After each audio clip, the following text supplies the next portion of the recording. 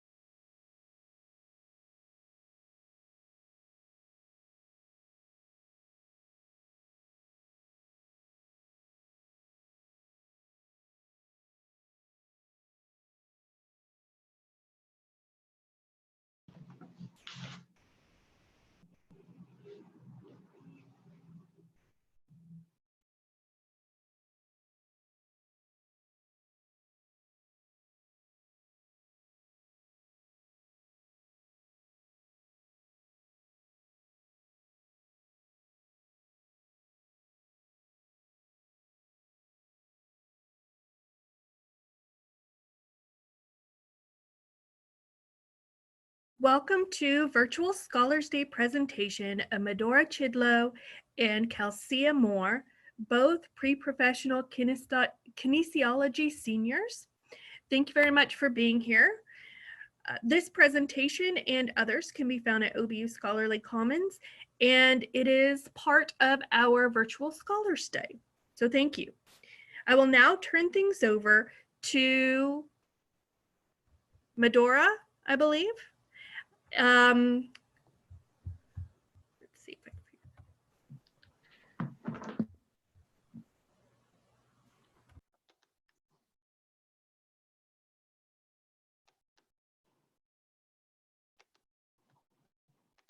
Okay, hi. I'm Medora. Hi, I'm Kelsey. And we did our research study last semester, and it's called Does Time Have an Impact on Neurocognitive Development? And so the purpose of our study was to investigate the effects of a year or more time in between like a collegiate athlete's first initial baseline concussion test score and the new one that we were going to admit to them, and compare the results side by side. And we were trying to prove that collegiate athletes should be baseline tested every year rather than just once their first like freshman year, due to the fact that there is neurocognitive development in the like years, because that's whenever like your brain, it's like the end time of whenever your brain is like fully developed. So that's what we're trying to prove. So we hypothesized that the collegiate athletes' initial scores based on their impact baseline concussion test from their freshman year will not be the same. Will not be the same if they were to take it every year instead of just taking it their freshman year, due to neurocognitive development during the college years, since their brain doesn't fully develop till they're 25. And our goal were to have universities administer the impact test every year to gather more accurate representation of baseline scores. And this, and if the athlete were to experience a concussion, their new baseline scores would help decrease the time it would take to return to play. So Kelsey and I found 22 collegiate athlete volunteers from Washita, and we had them go get their impact scores from the very first time that they took it.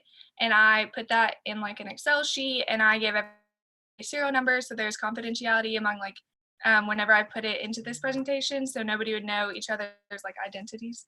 And then I had them all, I had the impact test on my laptop, and I would sit with them while they took the impact test in a like in an environment where there's no, so that they could fully focus on the impact test. And once they were done, then I compared the two results side by side. And and I compared their verbal memory, visual memory, reaction time, impulse control, and visual processing speed, all of those scores side by side from the very first one to the new one administered to them.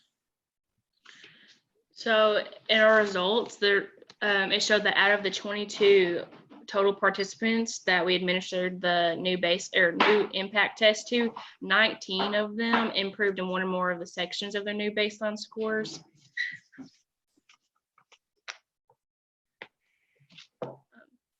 And then to conclude, in conclusion, there's relevant neurocognitive development through college years, and collegiate athletes should be retested every year on their baseline rather than just their freshman year. The new impact score would provide medical professionals and coaches with more accurate data, and by doing so, it could potentially decrease the time it would take for them to get back to playing their sport. So in conclusion, time does have an impact on neurocognitive development.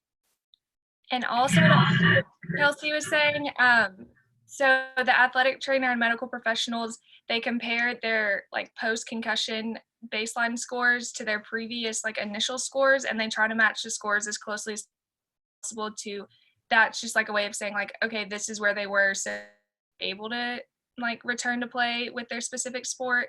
So that's what we're doing. And then down at the graphs, the ones on the bar graph on the far left, those are the initial scores of all of the participants, and they're all color coded with like the visual memory and impulse control and all that at the bottom. And then right next to that, the initial scores in black, those are all of them written out. And then right next to that are all of the red scores are the new scores that we tested them on and put in there.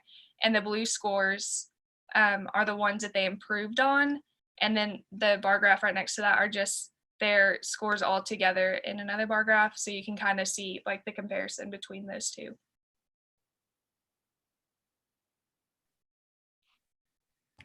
Great. Thank you very much, Medora and Kelsey. I have a quick question. Yes. So your results show that this should be administered every year instead of just as a baseline for freshmen. And you mentioned that the yearly results could show improvement in various areas. What would account for the improvement in those areas? So, just in college in general, like a ton of change, and the brain is always improving. And especially in those last few years, it improves tremendously. And you're learning new things and learning how to adapt, and you create like better characteristics, I guess. And also with this, like sometimes say like take a football player and they're gonna play and they get hit and they're like, oh, I don't have a concussion. Like it hurts, but I'm fine. Like I still want to play, so they don't tell anybody.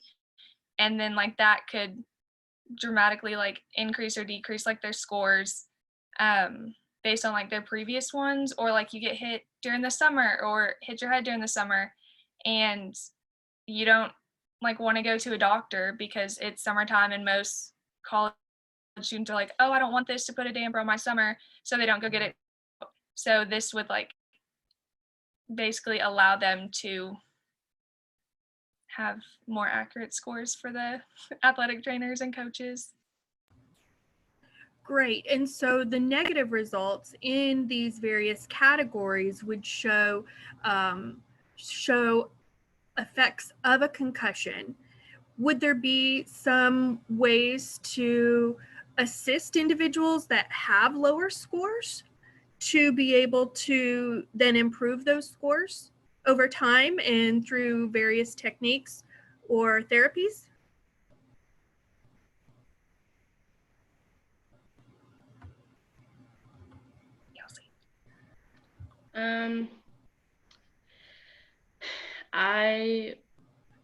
I would say so. They could definitely like take better like precautions and to like improve their baseline scores. We could watch and monitor them more, especially like during their sports and their activities and stuff, and see like what like causing their scores to be so low, or if they're getting like minor concussions or things like that and like not knowing. Just kind of being able to like watch their scores more and kind of help them figure out why they're so low and kind of like have them retest. Gotcha. Makes sense. Yes. Also, I'm going into occupational therapy, so I definitely think this could be like a field to create maybe like verbal memory games or visual memory games